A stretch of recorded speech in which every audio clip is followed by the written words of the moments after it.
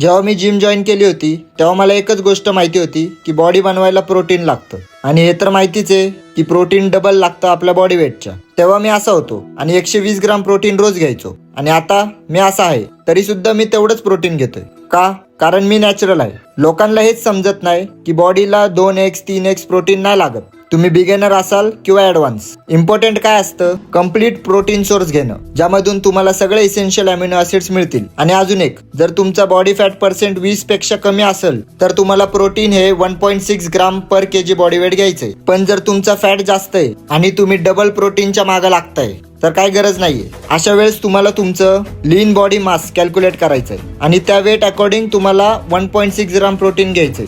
Example सांगू, जर एक माणूसचं वजन 100 किलो आहे पण त्याचा फॅट पर्सेंट 40%, म्हणजे त्याचा लीन बॉडी मास किती होणार स्क्रीनवर मी शो करतोय, आणि त्या हिशोबानेच तुम्हाला प्रोटीन घ्यायचंय. जास्त प्रोटीनच्या मागे लागू नका. प्रोटीनमध्ये क्वांटिटीपेक्षा क्वालिटी महत्वाची आहे. आणि मग ते तुम्ही कुठून पण घ्या, चिकन मधून घ्या, अंड्यामधून घ्या, वे प्रोटीन मधून घ्या, पनीर मधून घ्या, पण त्यात सगळे अमिनो ऍसिड्स आहेत का, हा मोठा फॅक्टर आहे. नसल समजलं तर ही रील पुन्हा बघा आणि कॅप्शन चेक करा.